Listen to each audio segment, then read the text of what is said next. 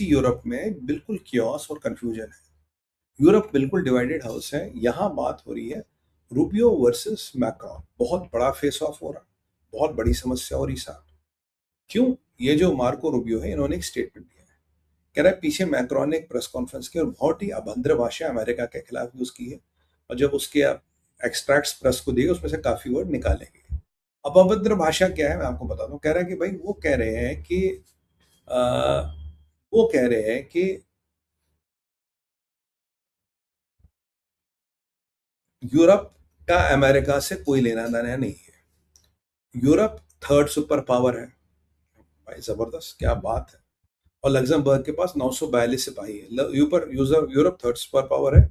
और अगर नहीं है, यूरोप को थर्ड सुपर पावर बनना पड़ेगा।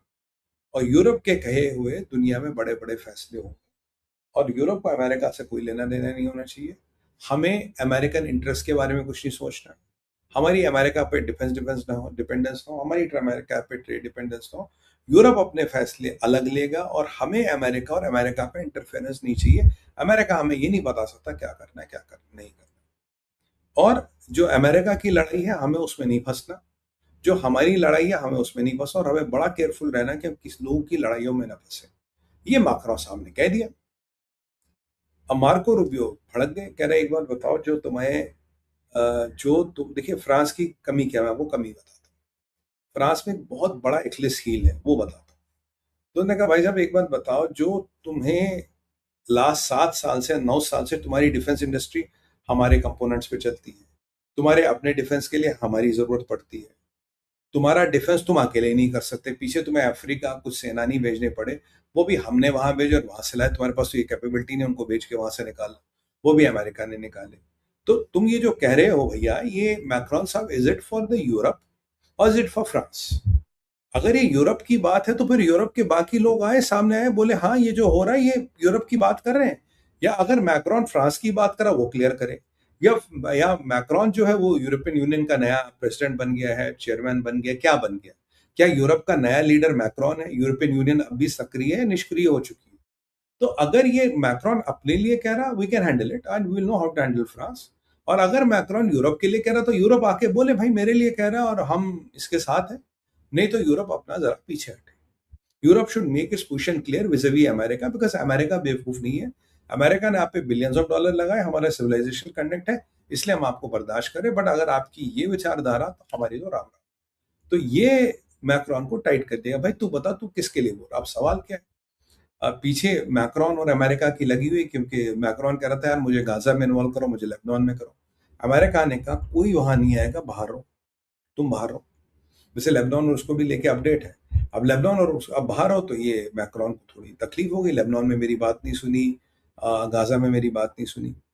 और सवाल क्या है, अब भी करीब 12-13 कंट्रियां जो है आपके अफ्रीका में, वो लगभग लगभग फ्रांस की कॉलोनी है। इसे नियो कॉलोनियलिज्म कहते हैं। उनकी करेंसियां, उनके बैंकिंग, उनके सिस्टम को फ्रांस कंट्रोल करता है, वहां से रिसोर्सेज निकालता है और उनको बेचता है। अगर उन करने वाला पैसा फ्रांस की इकोनॉमी में न जाए, ये भूखे मरने की हालत में आ जाए literally. France is still practising what we called as neo colonialism, जहां 12-13 कंट्रियों की currency is back to the French currency. उनकी economies are independent on France. France उनकी इकोनॉमी का आज भी दोहन करता है और उसके बदले में उन्हें कुछ बेसिक चीजें देता है। मतलब वही वाली बात है कि मैं आपको 4 आने देता हूँ और आपसे 25 रुपए लेता हूँ। हम आपको प्रोटेक्शन देंगे, आपके इंटरेस्ट देखेंगे, geo political, diplomatic, what ever what ever what ever. पर ये 12-13 कंट्रियां अफ्रीका की अब भी फ्रांस की गुलाम है। वहां आया था हमारा धुरंधर, कौन? पुतिन। पुतिन वैगनर के साथ गया था, 2-3 कंट्रियों में कू हुए, फ्रांस को उठा के भागना पड़ा। फ्रांस अमेरिका के पास ये कह बचा लो। अमेरिका ने कहा भाई तुम्हें ट्रूप्स भेजने हैं। तो सर आप ट्रूप्स भेजो। बोले हम अमेरिका तो नहीं भेजेंगे। तो कैसे करें? बोला साहब हम ट्रूप्स भेजेंगे तो अब जहाज भी हमारे पास नहीं जो वहां लैंड कर सके।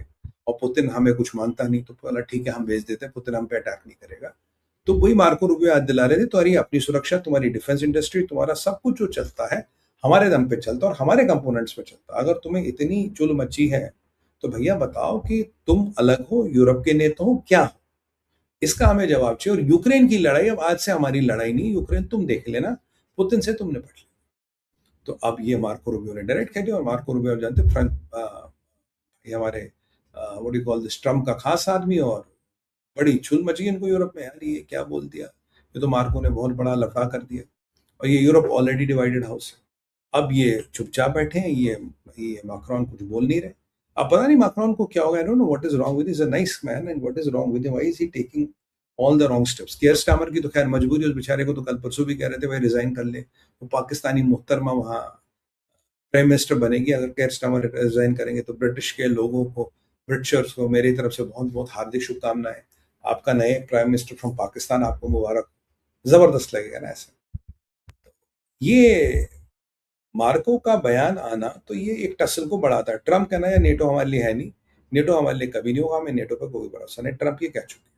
उसके बाद मार्को का स्टेटमेंट जरा क्लियर कर लो। और ये जर्मनी के आप चांसलर का स्टेटमेंट देखिए, नहीं ईरानियंस अच्छा नेगोशिएट कर रहे हैं, अमेरिका के पास स्ट्रैटेजी नहीं है, ईरान के पास परमाणु बम नहीं होना चाहिए, अगर परमाणु बम आएगा तो पूरी दुनिया के लिए खतरा है, हमारे लिए भी खतरा है। पर मेरा डिफेंस मिनिस्टर कहता है अगर परमाणु बम भी डेटोरेंस है तो हमें भी परमाणु बम लाना चाहिए। बट हाँ, अगर ईरान ऐसे ही करता रहा तो वर्ल्ड की इकोनॉमी चौपट हो जाएगी, इंक्लूडिंग जर्मनी। और आप जहाज भेजेंगे? नहीं साहब, हम जहाज नहीं भेजेंगे, हम कुछ भी नहीं करेंगे। हम क्या करेंगे?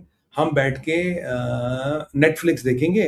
अमेरिका आप जाके लड़बड़ाओ, जब लड़ाई वड़ाई खत्म हो जाए तब हमें बता देना, हम उसके बाद कंस्ट्रक्शन में इन्वॉल्व होंगे कि वहाँ पैसा है, कॉन्ट्रैक्ट है, ठेके है, हम उन्हें अपनी टेक्नोलॉजी देंगे। हमें घंटा टेक्नोलॉजी दोगे मिडल ईस्ट में, वहाँ टेक्नोलॉजी की जरूरत है।